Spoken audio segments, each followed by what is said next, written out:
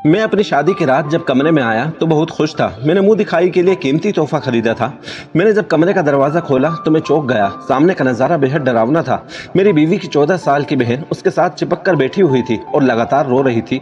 मैं आगे बढ़ा और बोला, ज़ारा क्या हुआ इस बच्ची को, इसकी तबीयत तो ठीक है ना? ज़ारा ने कहा कि ये तो बस ये सोचकर परेशान है कि मैं नई जिंदगी शुरू करने जा रही हूँ, तो इसका क्या होगा। मेरा मन दुखी हो गया। मैंने आगे बढ़कर मायरा के सर पर हाथ रखा और कहा कि तुम चिंता मत करो, अगर तुम ज़ारा की बहन हो तो तुम मेरी भी बहन हो, तुम हमारे साथ इसी घर में रहोगी। हमारी शादी को पूरे 1 हफ्ते हो गए थे, लेकिन अब भी मायरा ज़ारा के साथ ही सोती थी और मैं दूसरे कमरे में पड़ा रहता था। मैं कुछ दिन रुक कर मायरा के लिए एक स्कूल बैग लेकर आया और मायरा से बात करने लगा और बोला, मायरा देखो मैं तुम्हारे लिए क्या तोहफा लेकर आया हूँ। मायरा मुझे देखकर रोने लगी और भागकर अपनी बहन के पीछे जाकर छुप गई। मुझे बड़ा आश्चर्य हुआ कि आखिर ऐसा क्यों करती है। वो हमेशा अपने आप को छुपाती रहती है, लेकिन मुझे नहीं पता था कि जब मुझे अपने क्यों का जवाब मिलेगा तो मुझे कितना बड़ा झटका लगेगा। मैं उठकर खड़ा हुआ और बोला, मायरा बेटा इधर आओ, मेरी बात सुनो, मैं तुम्हारे लिए कुछ लेकर आया हूँ। मेरी आवाज सुनकर मायरा डरने लगी। सवाल भरी नजरों से ज़ारा की तरफ देखा तो मुझे बहुत गुस्से से कहने लगी, महेश आपकी बहुत मेहरबानी होगी, आप मेरी बहन से दूर रहे। आप मेरे पति है लेकिन मायरा के लिए गैर मर्द है, इसलिए आप इसे आवाज ना दिया करें। मुझे ज़ारा की बात बहुत बुरी लगी। मैं तो मायरा को अपनी छोटी बहन समझने लगा था, लेकिन ज़ारा का व्यवहार बहुत परेशान करने वाला था। मुझे भी गुस्सा आ रहा था। मैंने कहा, ज़ारा अगर तुम्हें अपने और गैर का इतना ही ख्याल है तो तुम अपनी बहन को एक गैर मर्द के घर क्यों लाई हो। इतना कहकर मैं दरवाजा जोर से बंद करके घर से बाहर चला गया। देर रात जब मैं घर लौटा तो मेरा मूड पहले से ही खराब था।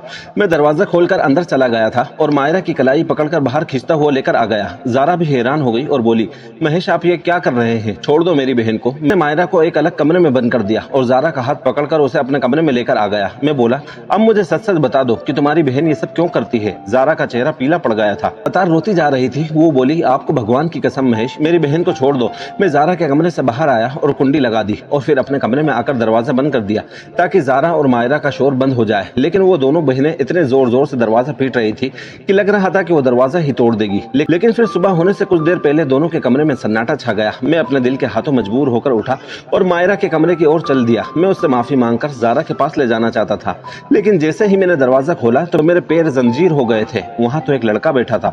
मैं आगे बढ़ा तो मुझे देखकर चौंक गया और फिर रोने लगा। मैंने उसे डांटा और कहा, मेरे सामने अब आंसू नहीं बहाना, नहीं तो मुझसे बुरा कोई नहीं होगा। मुझे बताओ कि तुम कौन हो, मायरा कहाँ गई। वो रोते हुए बोला, अगर मैं अपनी हकीकत बता दूंगा तो तुम मुझे बेच तो नहीं दोगे।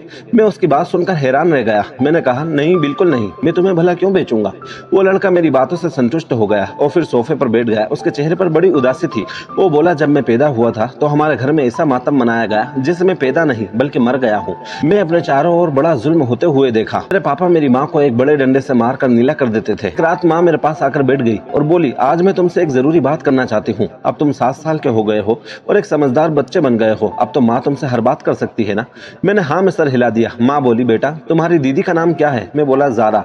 और तुम्हारा नाम क्या है। मैं चुप हो गया। पापा मुझे नीची जाति का कहते हैं और तू तारा कहती है, इन दोनों में मेरा नाम क्या है। माँ की आंखें हमेशा रोने को तैयार रहती थी। आज भी पानी बरसने लगा था। माँ बोली, तुम्हारे जन्म को 7 साल हो गए हैं, पर मैं अब तक ये फैसला नहीं कर पाई हूँ कि तुम्हारा नाम क्या रखूं, लड़कियों वाला नाम रख दूं या लड़कों वाला। मैं माथे पर बल डालकर बोला, क्यों माँ, लड़कियों वाला नाम, मैं लड़का हूँ ना। जब मेरी माँ ने नाम सर हिला दिया तो मैं चौंक गया। माँ बोली, तू लड़का नहीं है और ना ही लड़की है, तू एक किन्नर है। मैं 7 साल का बच्चा इन बातों को समझ नहीं पाया था। माँ ने कहा, लेकिन मैं तुझे लड़का नहीं बनाऊंगी, क्योंकि तू बाहर निकलेगा तो लोग 100 तरह की बातें बनाएंगे। मैं तुम्हारा नाम मायरा रखती हूँ।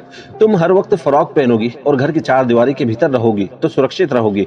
कुछ दिन बाद ही मेरी माँ चल बसी। हम चाची के घर आ गए। चाची भी पापा की तरह ही थी। वो बहुत मारती थी। मुझे अक्सर कहती थी कि मैं तुझे हिजड़ों के हाथ बेच दूंगी। चाची का एक बेटा भी था। वो मुझे कहता था कि तुम किन्नर हो, हमें नाच गा कर खुश करो। फिर वो और चाची बहुत हंसते थे। मैं डर जाती थी। ज़ारा मुझे बचाती थी। फिर बहन की शादी आपसे हुई। आपकी तरफ देखकर मुझे भी डर लगता था। आप मुझे बेच ना दो। ज़ारा कहती थी कि आप अच्छे हैं, आप ऐसा नहीं करेंगे, लेकिन मेरे दिल के अंदर डर बैठ गया था। अब आपको सब कुछ मालूम हो गया है, मुझे बता दीजिए कि मुझे अकेले कमरे में बंद तो नहीं करेंगे। मेरा चेहरा आंसुओं से भीगा हुआ था। मैं जल्दी से उठकर ज़ारा के कमरे का दरवाजा खोल दिया। उसके कदमों में बैठकर माफी मांगने लगा। वो रो रही थी और बोली, माफी किस बात की, आपने तो हम बेसहारा को सहारा दिया है। फिर मैं और ज़ारा मायरा को डॉक्टर के पास लेकर जाने लगे। दिमाग से बचपन की यादें निकालना बहुत मुश्किल था। मैंने उसकी पढ़ाई शुरू करवा दी थी।